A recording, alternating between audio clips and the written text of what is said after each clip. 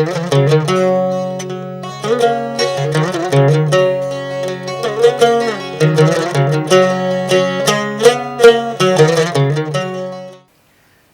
મિત્રો, વૈશ્વિક મહામારી કોરોનાએ વિશ્વના સમગ્ર ઉદ્યોગની સાથોસાથ તમામ ક્ષેત્રને ધમરોળી નાખ્યું છે. ત્યારે હાલ ભારતના ઉદ્યોગોની શું સ્થિતિ, ગુજરાતના ઉદ્યોગોની શું સ્થિતિ, રાજકોટ એન્જિનિયરિંગ એસોસિએશન કઈ રીતે આગળ આવ્યું અને આ ઉદ્યોગને ફરીથી કેવી રીતે બેઠા કરી શકાય તે માટેની આજે એક વિશેષ ચર્ચા આપણે કરવા જઈ રહ્યા છીએ. ત્યારે અત્યારે આપણા અબ તક સ્ટુડિયો પર કહી શકાય કે ત્રણ એવી હસ્તીઓ આવેલી છે કે જેઓ ઉદ્યોગ સાથે ખૂબ નજીકથી સંકળાયેલા છે, ઉદ્યોગકારો પણ છે. એટલે એમની પાસેથી આપણે જાણીશું કે હાલની પરિસ્થિતિ કેવી છે. ત્યારે અત્યારે આપણી સાથે પરેશભાઈ વાસાણી કે જેઓ પ્રમુખ રાજકોટ એન્જિનિયરિંગ એસોસિએશન, ત્યારબાદ ચંદ્રેશભાઈ શંખારવા કે જેઓ ઇન્ડિયન ઇન્વેસ્ટમેન્ટ કાસ્ટિંગ મેન્યુફેક્ચર એસોસિએશનના ડિરેક્ટર પણ છે અને સાથોસાથ તેઓ રાજકોટ એન્જિનિયરિંગ એસોસિએશનના ડિરેક્ટર તરીકેની પણ કામગીરી બજાવી રહ્યા છે. ત્યારે ત્રીજા આપણા જે ગેસ્ટ છે કે મયુરભાઈ શાહ કે જેઓ director greater Rajkot chamber of commerce અને ફરીથી પણ તેઓ રાજકોટ એન્જિનિયરિંગ એસોસિએશનના ડિરેક્ટર તરીકે કામગીરી કરી રહ્યા છે. તો મિત્રો આપણે ત્રણેય મહાનુભાવો સાથે આપણે સીધી વાતચીત કરીને જાણીએ. પરેશભાઈ, સૌપ્રથમ પ્રશ્ન મારે આપને એ પૂછવો છે કે હાલ આપણા રાજકોટ એન્જિનિયરિંગ એસોસિએશનની જ વાત કરીએ તો આપણું એસોસિએશન અત્યારના કયા તબક્કે છે અને એન્જિનિયરિંગ ક્ષેત્રમાં કોવિડ પછીની શું સ્થિતિ જોવા મળી રહી છે? રાજકોટ એન્જિનિયરિંગ એસોસિએશન રાજકોટની તમામ ઇન્ડસ્ટ્રી માટે કાર્યરત એક ઇન્ડસ્ટ્રીયલ એસોસિએશન છે, જેમાં casting, forging, auto parts, submersible pump, hitch and where, machine tools જેવા ઘણા બધા સેગમેન્ટ છે કે જે રાજકોટના ઉદ્યોગો કવર કરે છે. અત્યારે આફ્ટર કોવિડ-19 જે પરિસ્થિતિનું નિર્માણ થયું છે તો મોટાભાગના ઉદ્યોગો પોતાના પ્રી કોવિડ-19 લેવલ સુધી પહોંચી ગયા છે. અમુક લોકો હજી પહોંચવાની તૈયારીમાં છે, પણ મોટાભાગના ઉદ્યોગો અત્યારે સારી રીતે કાર્યરત થઈ ગયા છે. એમાં મુખ્યત્વે agriculture industry, tractor, submersible pump અને એગ્રી ઇક્વિપમેન્ટ એમાં સારી ડિમાન્ડ છે ઓવરઓલ અને તેમાં સારા કામકાજ થઈ રહ્યા છે. મયુરભાઈ, આપને પ્રશ્ન પૂછવા માંગુ છું. જેમ પરેશભાઈ જે વાત કરી અત્યારના કોવિડ પછીની જે એન્જિનિયરિંગની શું સ્થિતિ છે અને એક તરફ વડાપ્રધાન મોદી જે ડિજિટલાઇઝેશનની વાત કરી રહ્યા છે, તો ઇન્ફોર્મેશન એન્ડ ટેકનોલોજી આપણા ઉદ્યોગો માટે કેટલી મહત્વપૂર્ણ સાબિત થશે અને આપ શું જોઈ રહ્યા છો આ ક્ષેત્ર માટે? જેવી રીતે પરેશભાઈએ વાત કરી એમાં કે આપણો ઉદ્યોગો અત્યારે કોવિડ-19ની પરિસ્થિતિમાંથી બહાર આવી ગયો છે યા તો બહાર આવી રહ્યો છે. અત્યારે આ સ્થિતિમાં જ્યારે લોકડાઉનની બી પરિસ્થિતિ હતી ત્યારે આ સ્થિતિમાં ડિજિટલાઇઝેશન જે મેઇન મુદ્દો રહે છે. ડિજિટલાઇઝેશનને લીધે નો ડાઉટ ધીમે ધીમે લોકોને હજી એમાં આવતા વાર લાગે છે, પણ ડિજિટલાઇઝેશનથી જ આગળ ભવિષ્યમાં બધા કાર્યક્રમો આપણા થશે, બધા આપણા ટ્રાન્ઝેક્શન એવી રીતના જ કરવા પડશે. અને એના માટે થઈને લોકો પોતાની રીતના તૈયારીઓ બી કરી રહ્યા છે. ઓફકોર્સ અહીંયા આગળ આપણે બધા એસએમઈ સેક્ટર વધારે છે એટલે ધીમે ધીમે એમાં થોડું વાર લાગી રહ્યું છે, પણ ગ્રોથ માટે થઈને એક સૌથી સારામાં સારો આપણી આગળ ઓપ્શન છે. અને અત્યારે કોવિડની સિચ્યુએશન જોતા એ એક જ બેસ્ટ આપણી આગળ અત્યારે અવેલેબલ ઓપ્શન છે. ચંદ્રેશભાઈ, તમને પ્રશ્ન મારે પૂછવો છે. જે રીતે ઇન્ફોર્મેશન ટેકનોલોજી અંગે મયુરભાઈએ જે માહિતી આપી, કોઈ પણ ઉદ્યોગમાં ઇનોવેશન સૌથી મહત્વપૂર્ણ પરિબળ છે, બરોબર છે? કોવિડ બાદ આખું વિશ્વ બદલાઈ ગયું છે, ઉદ્યોગોનું આખું રૂપ, ઉદ્યોગોનું આખું સ્વરૂપ બદલાયું છે. આપ શું માનો છો, ઇનોવેશન કેટલા અંશે અસર કરતા સાબિત થશે આવનારા સમયમાં? જેમ પરેશભાઈએ જણાવ્યું એ પ્રમાણે ભવિષ્યના સમયમાં ઇનોવેશન જે અત્યારે આપણે આઈટી લેવલ પર જે બેસ્ટ જઈ રહ્યા છે એના હિસાબે એસએમઈ સેક્ટર્સને બહુ મોટો ફાયદો થશે. જે મોટા મોટા દેશોમાંથી જેમ કે યુરોપ છે, અમેરિકા છે, ત્યાંથી પણ આપણે એસએમઈ સેક્ટરને અને બીજા બધા ઇન્ડિયાના કંપનીઝને ઘણો ફાયદો થશે અને ઘણા આપણે આગળ જઈ શકશું. પરેશભાઈ, સૌથી મોટી વાત વડાપ્રધાન મોદીએ જે નવા અભિયાનો ચાલુ કર્યા જેમ કે સ્કિલ ઇન્ડિયા છે, મેક ઇન ઇન્ડિયા છે, આત્મનિર્ભર ભારત અભિયાન જે છે, આ તમામ જે અભિયાનો આપણા ઉદ્યોગો માટે કઈ રીતે અસર કરતા અને આપ શું માનો છો વ્યક્તિગત? આત્મનિર્ભર ભારત એક ખૂબ જ સારું અભિયાન છે. એમાં કહેવાનું તાત્પર્ય એ છે કે આપણે વધુમાં વધુ ઇન્ડિયન મેન્યુફેક્ચરર લોકોએ પ્રોડ્યુસ કરેલી પ્રોડક્ટનો ઉપયોગ કરીએ. અમે રાજકોટ એન્જિનિયરિંગ એસોસિએશનને સ્લોગન આપેલ છે બી ઇન્ડિયન બાય ઇન્ડિયન. ટ્રુ. ભારતીય બનો અને ભારતની પ્રોડક્ટનો વાપરવાનો જ આગ્રહ રાખો. એનાથી બે વસ્તુ થશે. એક તો આપણે ઇમ્પોર્ટ જે કરીએ છીએ એ ઘટશે અને ડોમેસ્ટિક પ્રોડક્શન વધશે. આપણી ડિપેન્ડેબિલિટી જે ચાઇના અને બીજા કન્ટ્રી ઉપર છે એ પણ ઘટી જશે. તો ચાઇનીઝ પ્રોડક્ટની જગ્યાએ ઇન્ડિયન પ્રોડક્ટ લોકો વાપરતા થાય તો ઇન્ડિયન ઇન્ડસ્ટ્રીને પણ બૂસ્ટ મળે. અહીંના વધુમાં વધુ લોકોને રોજગારી પ્રાપ્ત થાય, વધુમાં વધુ ટેક્સની આવક પણ ગવર્મેન્ટને થાય. તો તમામ રીતે આ આત્મનિર્ભર ભારત અભિયાન એ ફાયદાકારક છે અને અમને એના પ્રોત્સાહિત કરે એવા પરિણામ પણ મળી રહ્યા છે. પહેલા જે લેવલ હતું અમારા ઉદ્યોગોનું એના કરતાં અત્યારે વધુ પ્રમાણમાં ઓર્ડર આવી રહ્યા છે. પર્ટિક્યુલરલી જે પ્રોડક્ટ ચાઇનાથી ઇમ્પોર્ટ થતી હતી એ ધીમે ધીમે ઓછી થઈ રહી છે. એની જગ્યાએ ઇન્ડિયન પ્રોડક્ટ લોકો વાપરતા થયા છે. એ ખૂબ જ સારી બાબત છે અને આ અભિયાન હજુ આગળ વધવું જોઈએ જેથી આપણે ઇન્ડિપેન્ડન્ટ બની શકીએ.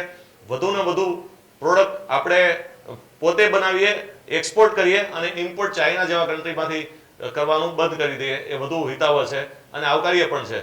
આવું જ લગભગ દુનિયાના તમામ દેશો વિચારે છે, જેનું જ પરિણામ છે કે એક્સપોર્ટના ઓર્ડર અત્યારે વધી રહ્યા છે અને રાજકોટ એન્જિનિયરિંગ એસોસિએશનના બધા સભ્યો જે ઇન્ડસ્ટ્રીઝ છે એ લોકોને પણ એક્સપોર્ટના ઓર્ડર પ્રમાણમાં પહેલા કરતા ઘણા વધારે આવી રહ્યા છે, જે એક ખૂબ સારી બાબત છે.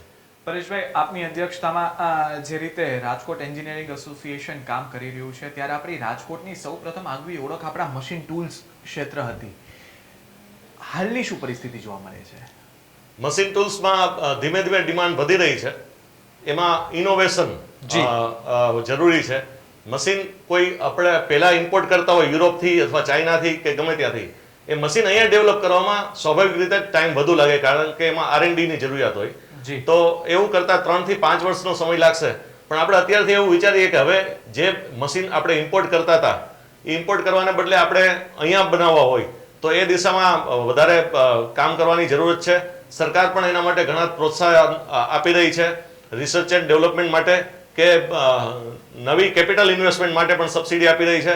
તો આવનારા દિવસોમાં વધુમાં વધુ આપણે આપણા મશીનો અહીંયા પ્રોડ્યુસ કરીએ અને એ એક્સપોર્ટ પણ કરીએ તો એ મશીન ટૂલ માટે પણ ખૂબ સારા દિવસો આવશે એવી મને આશા છે. ચંદ્રેશભાઈ, આપને પ્રશ્ન પૂછવા માંગુ છું. રાજકોટની જે રીતે પરેશભાઈ વાત કરી, રાજકોટમાં જે સ્થાપિત ઉદ્યોગો છે એની આવતીકાલ શું હશે? પહેલાનો સમય આપણે જવા દઈએ, આવનારો સમય કોવિડ બાદનો કેવો જોવા મળશે આપણા રાજકોટના ઉદ્યોગો માટે સ્પેશિયલી આપણે વાત કરીએ? જેમ કે પરેશભાઈએ જણાવ્યું એ પ્રમાણે લોકડાઉન પછી ચાઇના બંધ થવાના કારણે ઇન્ડિયાને ઘણો ફાયદો થયેલો છે. જેમ કે યુરોપના ઓર્ડર્સ દિવસે ને દિવસે વધતા જાય છે, અમેરિકાના ઓર્ડર્સ દિવસે ને દિવસે વધતા જાય છે. ખાસ કરીને હું વાત કરું જેમ કે ઇન્વેસ્ટમેન્ટ કાસ્ટિંગ, જે વિશ્વનું હબ કહેવાય ચાઇના, જેમાંથી મોસ્ટ ઓફ કંપનીઓ ચાઇનામાંથી ઇન્ડિયા તરફ આવી રહી છે. એટલે ઓર્ડર્સનો ફ્લો કન્ટિન્યુઅસ ઇન્ડિયામાં વધી રહ્યો છે, જેના હિસાબે અત્યારે બહુ જ સારો એવો રિસ્પોન્સ મળે છે ને સારી એવી પ્રોડક્ટિવિટી, આપણે સારી એવી ક્વોલિટીમાં માલ આપી શકીએ છીએ. એના હિસાબે જોઈએ તો ઘણું કોવિડ પછી ઘણી સારી સિચ્યુએશન થવાની છે.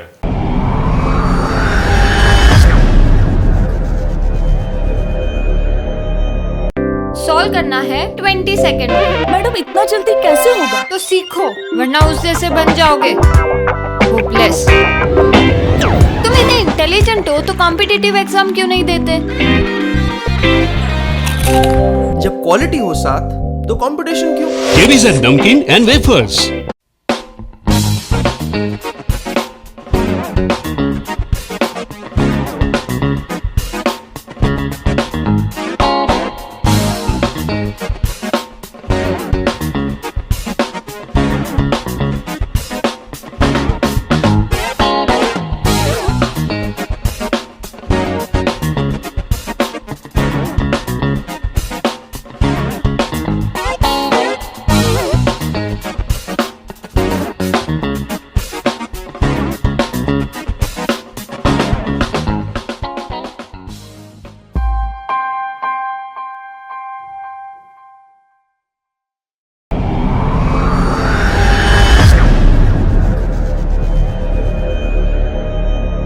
મયુરભાઈ, જે રીતે ચંદ્રેશભાઈ જે જવાબ આપ્યો, ચાઇનાની જે વાત કરી, મારે ચાઇનાને લઈને જ આપને હવે એક પ્રશ્ન પૂછવો છે. કોવિડ બાદ વિશ્વ આખાની જે વિશ્વસનીયતા ચાઇના ઉપરની હતી તે પૂર્ણતઃ ઘટી ગઈ છે, બરાબર? તો જેનો સીધો જ ફાયદો આપણે ભારત દેશને મળશે. અત્યારે એવું ચિત્ર સામે આવ્યું છે. શું માનો છો, જો આ ચિત્ર શક્ય થાય તો ગુજરાત અને સૌરાષ્ટ્રને કઈ રીતે ફાયદો પહોંચશે? સાહેબ, વાત સાચી છે. અત્યારે બધાની એક્સપેક્ટેશન એમ જ છે કે ચાઇના ઉપરથી જે અત્યારે લોકોનો વિશ્વાસ ઉઠી ગયો છે એને લીધે ઇન્ડિયા એ નંબર 1 ચોઇસ આવે છે વર્લ્ડ આગળ અત્યારે. કારણ કે પ્રોડક્શન વાઇઝ તમે જુઓ તો ઇન્ડિયા એક એવી કન્ટ્રી છે કે જ્યાં આગળ કોઈ બી વસ્તુનું આપણે પ્રોડક્શન કરી શકીએ છીએ. હવે એમાં આપણે ગુજરાતની વાત કરીએ તો ગુજરાત આપણા ભારતમાં ગુજરાત જ એક એવું છે જે આપણે કહીએ કે જ્યાં આગળ ગુજરાતીઓ આપણે કહીએ ને ગુજરાતીઓ જ્યાં વસે ને તે એ લોકોના લોહીમાં છે, બરોબર છે. બિઝનેસ એ લોકોના લોહીમાં છે. અને એક ગુજરાત એક એવું સ્ટેટ છે કે ત્યાં આગળ તમને ઇનોવેશન અલગ અલગ જાતના દરેક પ્રકારના પ્રોડક્ટ અહીંયા મળી રહે છે. રાજકોટની તમે વાત કરો તો રાજકોટનું એક જૂની એક ઓળખ હતી કે રાજકોટમાં લોકો એમ કહેતા કે એને રાજકોટના માણસોને તમે કોઈ બી મશીનરી બતાવો ને એટલે એ ભલે ભણેલો ન હોય પણ એ મશીનરી એ જોઈને ઊભી કરી શકે છે. તો આ એક આપણી સ્ટ્રેન્થ છે. એ આપણી સ્ટ્રેન્થ માટે થઈને લોકોનો ચોઈસ આપણા ઉપર 100% વધારે આવે છે. આપણી એક કેપેસિટી છે કે આપણે કોઈ બી વસ્તુ સારી રીતના અને જે પ્રમાણે છે એને બેટર બનાવી શકીએ છીએ.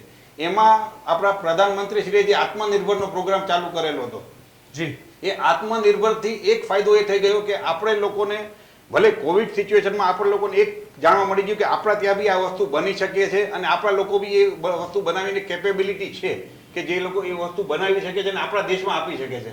જેથી કરીને આપણા દેશની પોતાની એક કન્ઝમ્પશન વધી જશે અને આપણે લોકો એટલે તરત આટલું જે COVID-19 પછી બીજી બધી કન્ટ્રી કરતાં ઇન્ડિયા તમે જોશો તો થોડી બેટર રીતના અને બહાર આવી જાય છે અત્યારે COVID-19 સિચ્યુએશનમાંથી. તો એનું કારણ આ એક છે.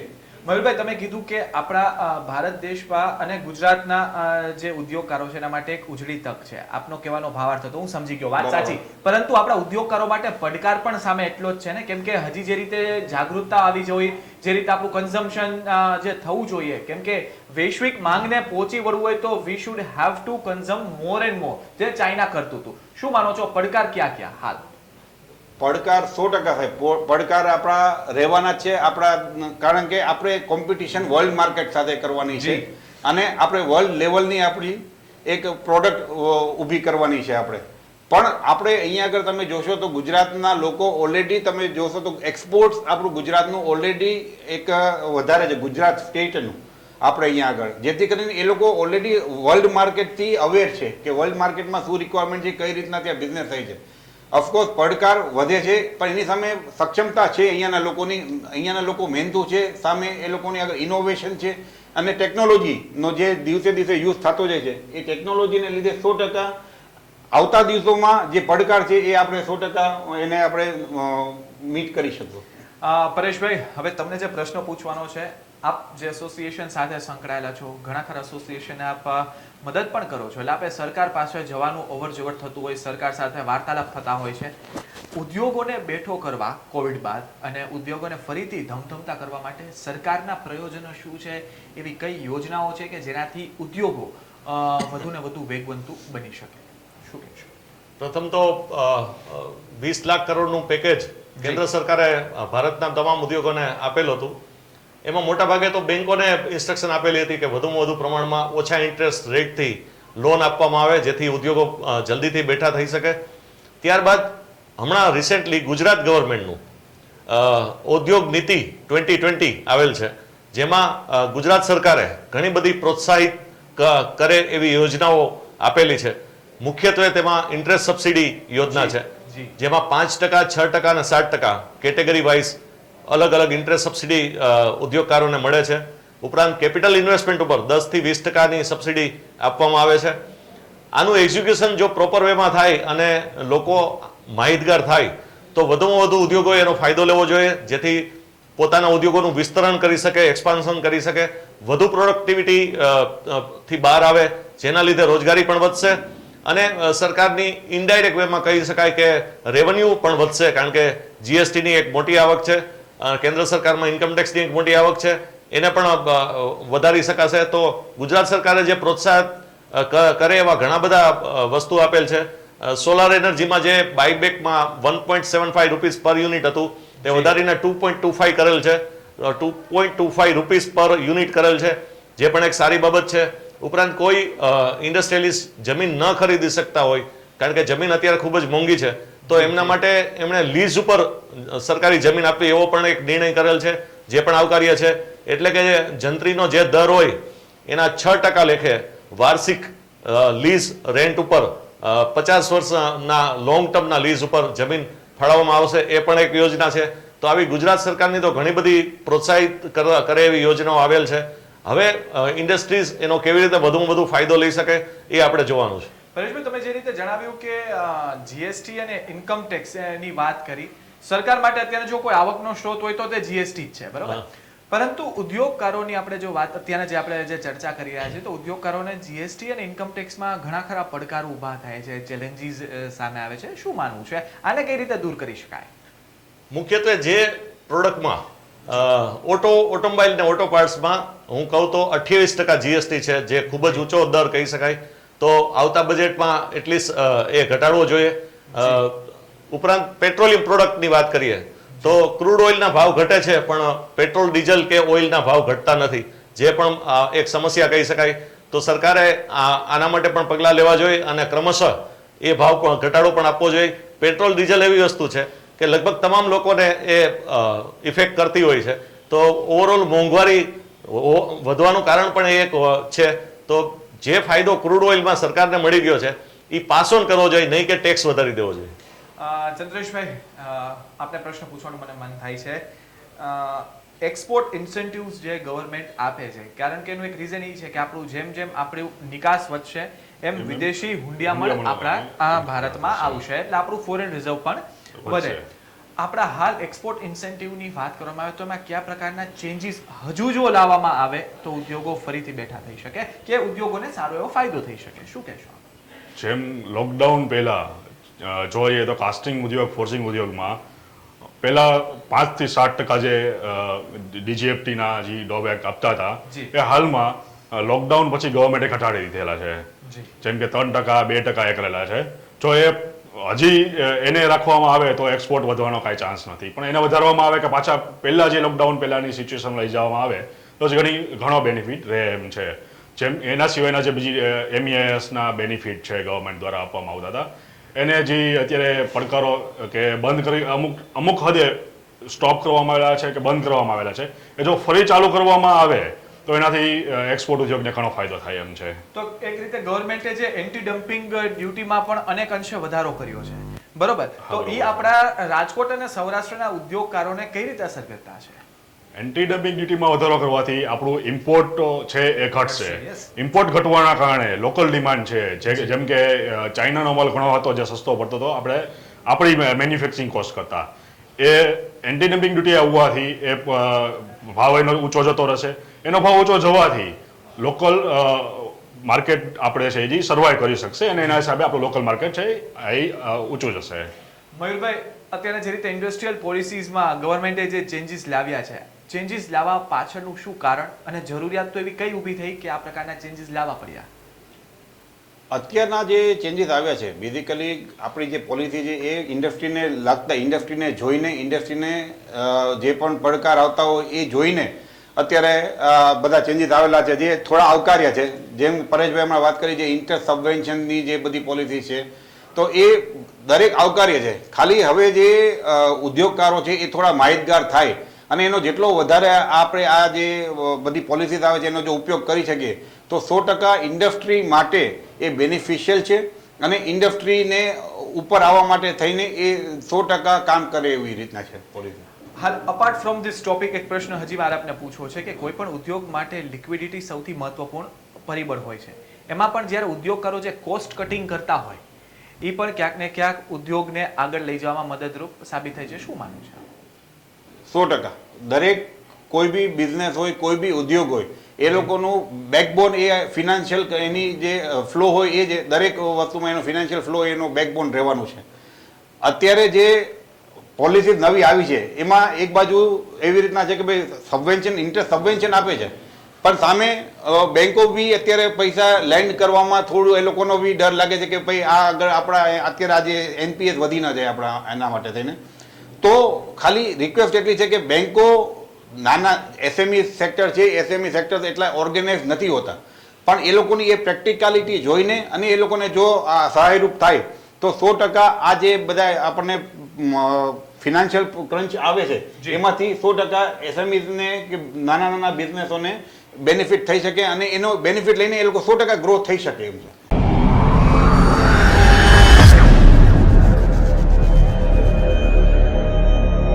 सॉल्व करना है 20 सेकंड में। मैडम इतना जल्दी कैसे होगा? तो सीखो, वरना उस जैसे बन जाओगे होपलेस। तुम इतने इंटेलिजेंट हो तो कॉम्पिटिटिव एग्जाम क्यों नहीं देते? जब क्वालिटी हो साथ तो कंपटीशन क्यों? Cheeries and Namkeen and Wafers.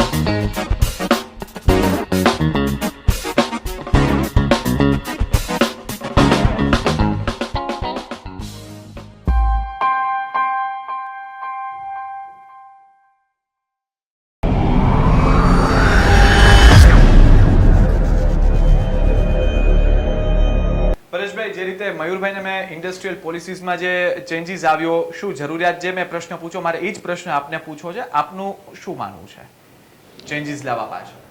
Policy તો ઘણી સારી છે, પ્રેક્ટિકલ વેમાં એક્ઝિક્યુશન થવું ખૂબ જરૂરી છે. જો એક્ઝિક્યુશન પ્રોપર વેમાં થાય અને લોકો એનો ફાયદો લઈ શકે તો સબસિડી અને કેપિટલ ઇન્વેસ્ટમેન્ટની સબસિડી, ઇન્ટરેસ્ટ સબસિડી વગેરે ઘણું બધું સરકારે ડિક્લેર કરેલ છે. જો એનો પ્રોપર માહિતગાર ઇન્ડસ્ટ્રીયલિસ્ટ થાય અને એનો ઉપયોગ કરે તો એક્સપાન્શન પણ સારી રીતે કરી શકશે અને તેમના પોતાના ઉદ્યોગો પણ સારી રીતે વિકસી શકશે. પરેશભાઈ, તેને ગવર્મેન્ટે લેબર પોલિસીમાં ધરખમ ફેરફારો કર્યા છે. આપણા ઉદ્યોગની વાત કરીએ તો લેબર પણ એટલા જ મહત્વપૂર્ણ પરિબળ છે. લેબર પોલિસીમાં ચેન્જીસ સૌરાષ્ટ્ર અને રાજકોટના ઉદ્યોગકારો માટે કઈ રીતે અસર કરતા? આખા દેશ માટે ફાયદારૂપ છે. જે નેક્સ્ટ સ્ટેપ્સ લેવામાં આવ્યા, હકીકતે તો એ સ્ટેપ્સ એટલા માટે લેવામાં આવ્યા કે ફોરેન ઇન્વેસ્ટમેન્ટને આપણે આકર્ષવા માંગતા હતા. જેમ કે ચાઇનામાંથી કોઈ કંપનીને માઇગ્રેટ થઈને ઇન્ડિયા આવવું હોય તો એ ઇન્ડોનેશિયા ન જાય અને ઇન્ડિયા આવે, એના માટે લેબર લો ચેન્જ કરવા ખૂબ જ જરૂરી હતા. તો સરકારે એમાં ખૂબ સારા સ્ટેપ્સ લીધા છે, જેના કારણે 300થી ઓછા કારીગરો હોય એના માટે બહુ હાર્ડ પેલા સ્ટેપ્સ હતા.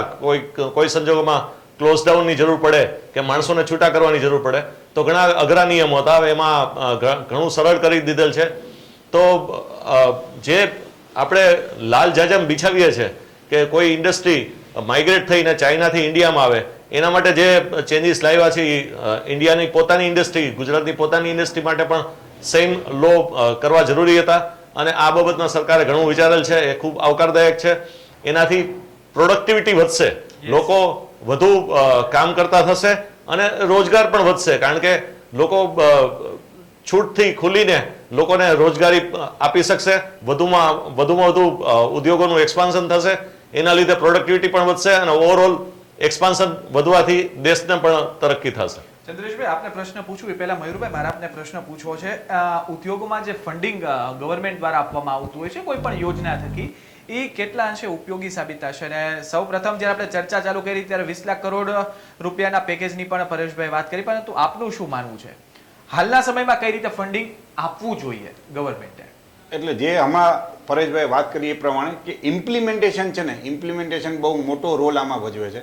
સરકારની દરેક લેવલે અલગ અલગ નીતિની પોલિસીઝ આવતી હોય છે, પણ એ પોલિસીને જો પ્રોપર ઇમ્પ્લિમેન્ટેશન નહીં થાય અને એ પ્રોપર હેન્ડ્સમાં ન જાય તો એ વસ્તુ પોલિસી ખાલી ઓન પેપર્સ જ રહી જાય છે.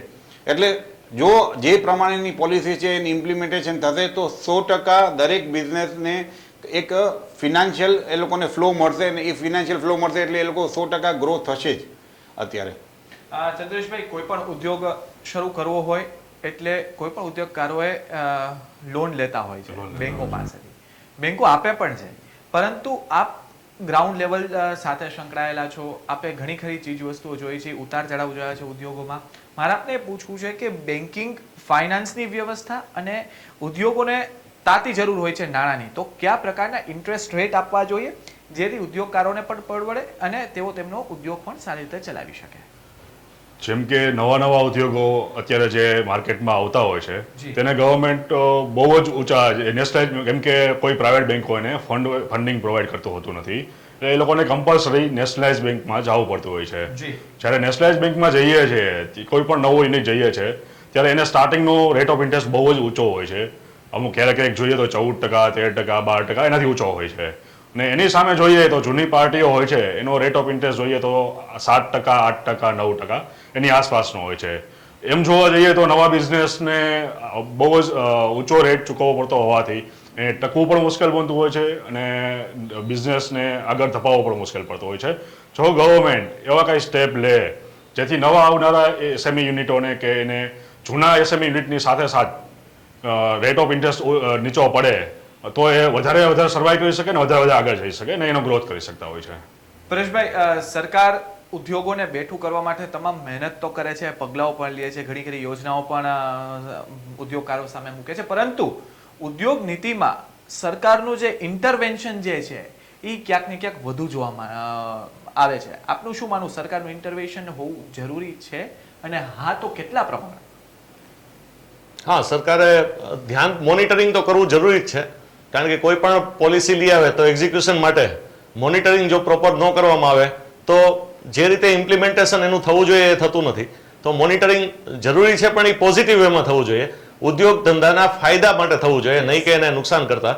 તો જો પોઝિટિવ વેમાં મોનિટરિંગ કરવામાં આવે તો બેંકોને જેમ કીધું કે ઓછા ઇન્ટરેસ્ટ રેટ ઉપર તમે લોન આપો, પણ જો સિક્યુરિટી એટલી ઊંચી માગે બેંકો તો એ નાના ઉદ્યોગકારો આપી શકવાના નથી, જેને લીધે એને જોઈએ એટલું ફાઇનાન્સ નથી મળવાનું, અને ફાઇનાન્સ ઓછું હોય, ફાઇનાન્સ ક્રંચ હોય તો એક્સપાન્શન નથી થઈ શકતું. તો એ જોવું ખૂબ જ જરૂરી છે સરકારે કે જે મુજબ એ પોલિસી બનાવે છે એ મુજબ એનું એક્ઝિક્યુશન પણ થાય, બેંકો પણ એ રીતે વર્તે, અને જેમ વાત અગાઉ કરી કે ઇન્ટરેસ્ટમાં ડિફરન્સ બહુ હોય છે, તો હા એ વાત સાચી છે, બેંકો પોતાની રીતે ઇન્ટરેસ્ટ નક્કી કરે છે, 7%માં પણ લોન આપે અને 13%માં પણ આપે, તો એ વાત વ્યાજબી નથી. તો એક ફિક્સ રેટ કરી દેવો જોઈએ જેથી લોકોને પણ ખોટી રીતે છેતરાવું ન પડે, વ્યાજબી દરે લોન મળી શકે, અને ગવર્મેન્ટે પણ એનું ધ્યાન રાખવું જોઈએ કે જે પોલિસી બનાવી એ મુજબ બેંકો પણ વર્તે અને ઉદ્યોગકારોને ફાયદો કરે. પરેશભાઈ, ઉદ્યોગકારોની વ્યક્તિગત જો આપણે વાત કરીએ તો ઉદ્યોગકાર એક સામે કરદાતા પણ છે જે સીધી જ રીતે સરકારને એની આવકનો હિસ્સો આપે છે. ત્યારે જે ગવર્મેન્ટ દ્વારા જે ફેસલેસ અસેસમેન્ટ ઇન્કમ ટેક્સમાં જે અમલી બનાવવામાં આવ્યું એની સાથોસાથ રિફંડના પણ ઘણા ખરા પ્રશ્નો ઉદ્યોગકારોને સતાવી રહ્યા છે. તો આ બંને પોલિસી, એક સાઈડ ફેસલેસ અસેસમેન્ટ છે, સારી વાત છે, તો બીજી તરફ રિફંડના પ્રશ્નો છે, આને કઈ રીતે સોલ્વ કરવું જોઈએ, આપનું શું માનવું છે? હા, એ વાત સાચી છે.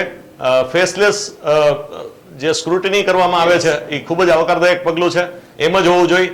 જ્યારે ફેસ ટુ ફેસ કરદાતા ન આવે સામે તો લોકોને બીજી પ્રેક્ટિસિસ કરવાની ચાન્સ ન મળે, અને જે ઉદ્યોગકારો હોનેસ્ટલી ટેક્સપેયર છે એને એના હિતમાં આ વાત થાય એ જરૂરી છે. પણ આપણે એક વાત કરું કે વેટ વયો ગયો અને જીએસટી આવી ગયો, એને આટલો લાંબો સમય થયો છતાં પણ વેટનું સ્ક્રુટિની એસેસમેન્ટ હજુ ચાલુ જ છે, એના રિફંડ પણ લોકોને નથી મળતા, ખૂબ લેટ મળે છે.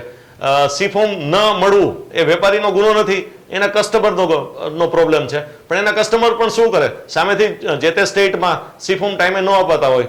તો આવા બધા પ્રશ્નો જે છે સરકારે એક જ પોલિસી ઘડી અને એ બધા જ કેસ સોલ્વ કરીને ટેક્સ રિફંડ આપી દેવું જોઈએ. હજુ વેટના રિફંડ બાકી છે, 15, 16, 17, 17, 18 બાકી છે. એ વાત વ્યાજબી નથી, જેનાથી ઘણા બધા રૂપિયા ઉદ્યોગકારોના ટેક્સપેયરના રોકાઈ જાય છે. તો આ દિશામાં પણ સરકારે યોગ્ય પગલાં લેવા જોઈએ. ચંદ્રેશભાઈ, આપને પ્રશ્ન પૂછવા માંગુ છું, કોઈ પણ ઉદ્યોગ માટે ટ્રાન્સપોર્ટેશન હોય, ડિસ્ટ્રીબ્યુશન ચેઇન હોય, એ કેટલા અંશે અસર કરતા અને એનું મહત્વ શું છે? બધા જ ઉદ્યોગકારો માટે ટ્રાન્સપોર્ટેશન અને ડિસ્ટ્રીબ્યુશનશીપ છે એ મેઇન પગલું કહેવાય છે. જો ટ્રાન્સપોર્ટેશન જ ના હોય તો માલનું પરિવહન જ ના થાય, માલનું પરિવહન ના થાય તો બિઝનેસ જ ના થાય, એટલે મેઇન વસ્તુ એ હોય છે. બીજું જે હમણાં સરકારે વેરહાઉસ પોલિસી પણ જાહેર કરી, શું માનવું છે આપનું? વેરહાઉસ પોલિસી ગવર્મેન્ટની છે એ આવકાર્ય છે, એ ઘણું સારું પગલું છે. મયુરભાઈ આપને પ્રશ્ન પૂછવો છે. આપણે રાજકોટને તેને સ્પેશિયલી આપણે વાત કરીએ તો આપણે ફેમિલી બિઝનેસ તરફ વધારે આગળ વધીએ છીએ. એક તરફ ફેમિલી બિઝનેસ અને પ્રાઇવેટ લિમિટેડ કંપની હોય કે પબ્લિક લિમિટેડ કંપની, આવનારા સમયમાં ફેમિલી બિઝનેસનું મહત્વતા કેટલી રહેશે? આ બધી ઉદ્યોગ નીતિઓની આપણે જ્યારે ચર્ચા કરીએ તો એની સાપેક્ષમાં જો આપણે વાત કરીએ કેવી પરિસ્થિતિ રહેશે? એવું છે, COVID-19 પછી એક છે ને આખું બિઝનેસ કરવાની સિસ્ટમ ફરી જશે, બિઝનેસના રૂપરંગ આખા ચેન્જ થઈ ગયા છે. પણ એટ ધ સેમ ટાઈમ આપણે અહીંયા આગળ જેટલા એસએમઈસ છે, જે તમે કહો છો બિઝનેસ ઓન જે બિઝનેસ છે, એમાં એક બેનિફિટ એ છે કે જે નવી જનરેશન આવે છે એ they are all well educated, એ લોકો they are all well equip with the new technology. એટલે એને લીધે 100% લિમિટેડ પ્રોફેશનલ વેમાં એ લોકો બધા આગળ વધી રહ્યા છે. દરેક જણા પોતાની ઇન્ડસ્ટ્રીમાં પ્રોફેશનલિઝમ કેવી રીતના લઈ આવવું, ભલે એ ફેમિલી ઓન્ડ હોય પણ ફેમિલી ઓન્ડમાં બી એ પ્રોફેશનલિઝમ આવે છે અત્યારે, અને જે બહુ જ સારી વસ્તુ છે. પરેશભાઈ, છેલ્લો પ્રશ્ન આપણી ચર્ચાનો પૂછવા માંગુ છું આપને. ગવર્મેન્ટે જે રીતે સ્ટાર્ટઅપ ઇન્ડિયાને જે વેગવંતુ બનાવવા માટે જે પગલાઓ લઈ રહ્યા છે, સ્ટાર્ટઅપને લઈ આપનું શું માનવું છે? ખાસ તો સ્ટાર્ટઅપ માટે અમુક પગલાઓ ખૂબ સારા છે. સ્ટાર્ટઅપ જે બિઝનેસ કરતા હોય નવા યંગ એન્ટરપ્રેન્યોર, તો એમના માટે ઇન્ટરેસ્ટ સબસિડી એડિશનલ 1% આપેલ છે. એટલે 5, 6 કે 7% જે આવતા હોય કેટેગરી વાઇઝ, તેમાં એડિશનલ 1% ન્યૂ એન્ટરપ્રેન્યોરને આપવામાં આવે છે. એ ઉપરાંત વિમેન એન્ટરપ્રેન્યોરને પણ 1% એક્સ્ટ્રા આપવામાં આવે છે. શેડ્યુલ કાસ્ટ શેડ્યુલ ટ્રાઇબને પણ 1% એક્સ્ટ્રા સબસિડી આપવામાં આવે છે. તો સરકાર તો એવું ઈચ્છે જ છે કે નવા ઉદ્યોગકારો આગળ આવે, યંગ એન્ટરપ્રેન્યોર છે એ પોતાના ઉદ્યોગ એસ્ટાબ્લિશ કરે. હવે કેટલા લોકો એનો ફાયદો લઈ શકે એ હવે જોવાનું છે. જો ફાયદો લેશે તો ઘણો બધો બેનિફિટ સરકાર તરફથી તો આપવામાં આવે છે. આપ ત્રણેયને મારો છેલ્લો પ્રશ્ન પરેશભાઈ આપનાથી, આપ આપણા જે ઉદ્યોગકારો છે એમને શું સંદેશ પાઠવશો?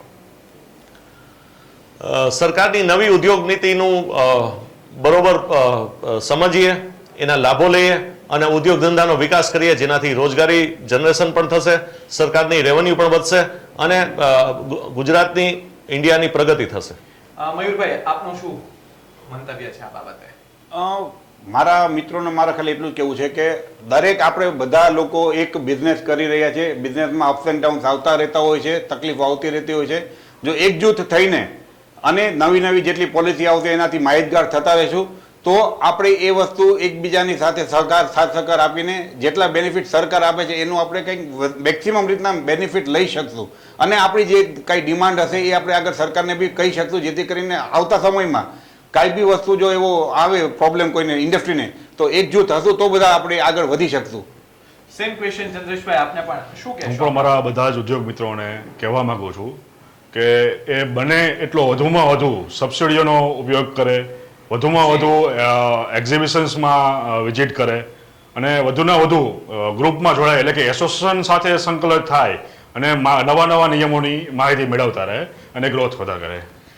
પરેશભાઈ, મયુરભાઈ, ચંદ્રેશભાઈ, આપ ત્રણેયનો ખૂબ ખૂબ આભાર કે આપ અમારા અબ તકના સ્ટુડિયો પર આવીને જે મહત્વપૂર્ણ ચર્ચાઓ અમારા અબ તકના દર્શક મિત્રો સાથે કરીને જે રીતે માહિતી આપી કે હાલ આવનારો સમય આપણા ઉદ્યોગ માટે કેવો રહેશે, તે બદલ આપનો ખૂબ ખૂબ આભાર. મિત્રો, ખૂબ સારી વાત પરેશભાઈ દ્વારા, ચંદ્રેશભાઈ દ્વારા અને મયુરભાઈ દ્વારા કરવામાં આવી કે આવનારો સમય આપણા ઉદ્યોગો માટે એક સોનેરી તક સમાન છે. જો આ તકને આપણે યથાયોગ્ય રીતે આપણે એને અપનાવીએ, સરકાર દ્વારા જે આપવામાં આવતી સબસિડીઝ છે, સરકાર દ્વારા આપવામાં આવતા જે નવા નિયમો જે છે, જે નવી યોજનાઓ છે, તેનો જો મહત્તમ અમલવારી કરીએ તો આપણા ઉદ્યોગને વેગ સારી રીતે મળી શકશે. ત્યારે આવા જ એક નવા વિષય સાથે ફરીથી અમે આપની સમક્ષ પ્રસ્તુત થશું. ત્યાં સુધી મને રજા આપો ને જોતા રહો અબ તક. નમસ્કાર. આવા જ અવનવા વિડીયોઝ માટે અબ તકની ચેનલને સબસ્ક્રાઇબ, લાઇક અને શેર કરતા ના ભૂલશો. આ જ રીતે જોડાયેલા રહો અબ તક સાથે. ધન્યવાદ.